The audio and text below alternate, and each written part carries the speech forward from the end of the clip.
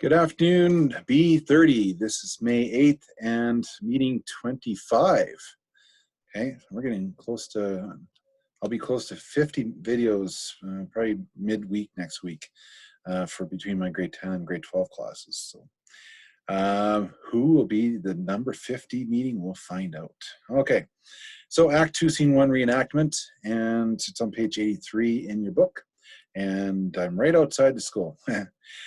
Well, we'd like to be, but we are going to be continuing with supplemental learning for the rest of the school year. And so please continue to get your stuff in and continue to work on those skills you need for post-secondary transition. And if you haven't submitted yet, please do so. Let me know what's going on. I know it's hectic with the uncertainties regarding and revolving around the pandemic. So if there's been, it's just been a crazy month of March, and that's your reason for not getting stuff in. Please let me know and submit your stuff, and there won't be a deduction.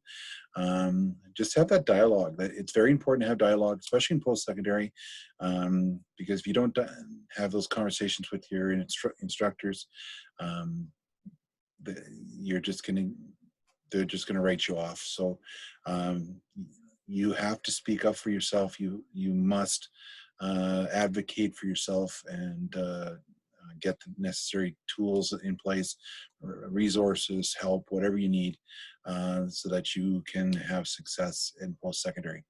If you leave things to last second, it's going to be very overwhelming for you. So if you get going on your assignments right away, when you receive the assignment date or whatever the case, get it done, do it to the best of your ability, get the necessary help you need, and get it off your plate so you can move on to the next task, and so on and so forth. And you can manage your stress levels will be a lot more manageable then. So Act Two, Scene One, Reenactment. We have Polonius. Now, remember, he is the father of Laertes and Ophelia. Now, Laertes is off to France, and Polonius gave some great advice for his son, of what to do, and to thy own self be true, stuff like that, and so please take care of yourself out there. But then he gets this guy, Ronaldo, and he's a French spy of some sort, and Polonius is paying this guy to go spy on his own son, the son he trusted to go to France. So it's like Polonius is saying, okay, you keep an eye on my son, you report back anything he's doing, let me know, because that reflects on me, okay? And I don't want my son messing things up, and so on and so forth. And Ronaldo, basically, the only lines he keeps repeating is, I will, my lord. I will, my lord. Okay? And Ronaldo wants to get paid, so he doesn't want to tick Polonius off or make him think that he's not going to be serious about this job. He wants to be paid. So Polonius goes into these long-winded explanations as to why I'm watching my son and things like that. And so Ronaldo can't question it. He may think it's like, what's the deal here? Let your son be your son, and let him be his own man and stuff like that. But hey, it's a job, so I'll do it. So Polonius says, let Laertes do what he needs to do. I would like you to interact with him, but don't make it look like you're spying on him. You can have a drink with him, you can fence with him, quarrel, whatever the case, but don't go beyond that you give away your full intent and purpose to hanging around with Laertes. Then I don't want, and Polonius says, now be careful. I don't want you to place a scandal on him, or, you know, put him in a situation where his name will be ruined, because that means my name will be ruined, and all that kind of stuff. And if you do that to me, I'm going after you. Okay, so Ronaldo said, of course, I won't do anything to bring any harm to your name or to your son and stuff like that. And I will report back to you and let you know what's going on. And so after he's gone over all this, then Polonius does a test to see whether or not Ronaldo will be serious in his duties as this spy. And Ronaldo was paying attention to the instructions, and he repeats it word for word on page 85. And that would be lines 50 to 53. And so Ronaldo passes the test, and so then he leaves. Okay, so once he leaves, Ophelia comes in, and now remember when Laertes left, Polonius said to Ophelia, you need to let me know at any time Hamlet is showing any affection towards you, and stuff like that, because I need to know what's going on in the court, and so on and so forth. So she obeys. She doesn't want to, but she has to, because again, women did not have any rights. They were more possessions, and the fathers had control over their what their life would be, and who they would marry, and so on and so forth. So Ophelia comes in frantic, excited, and right away it says that Hamlet has been showing affection towards me, and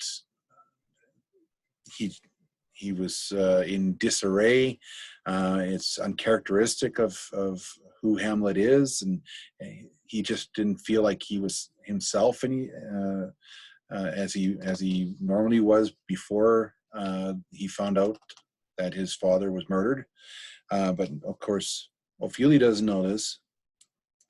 I have to wonder whether Polonius knew, because he serves Claudius very well. So did he have any part in the murder of King Hamlet? Because Polonius has been working in the court for quite a long time. So that's something to check into. If you, like, I'm going to certainly do that too. But if you find out that Polonius maybe had a hidden agenda all this time, even while serving the court under King Hamlet's rule, it'd be interesting to see the perspective, Polonius' perspective, living at Elsinore Castle and serving the king of Denmark. So Ophelia describes that he held me hard, took me by the wrist, and then switched. It was like a remote control, changed gears, and was like the Hamlet that she knew, and then all of a sudden went back to this crazy behavior, and so on and so forth. And then Polonius this is one of the rare moments where he's actually a father figure for Ophelia, and so he comforts her and says, okay, thank you for telling me this. We got to go tell the king, let him know what's going on, and seek his help. And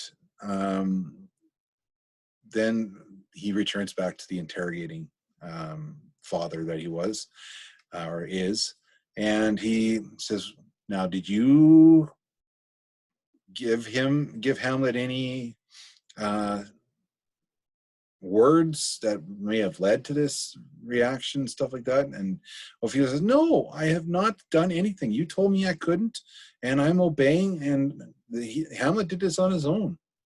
And I said, oh, maybe I made the wrong decision here.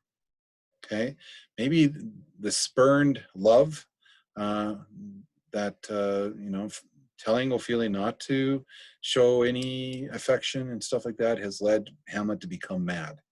And so I'm sorry. I thought I should have had better judgment in that regard.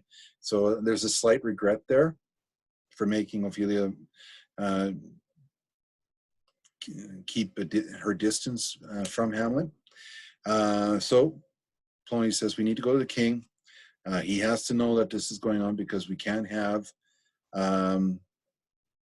this prince acting erratically in the castle. And because this doesn't bode well later on. So he is not behaving the way a prince of Denmark should be behaving.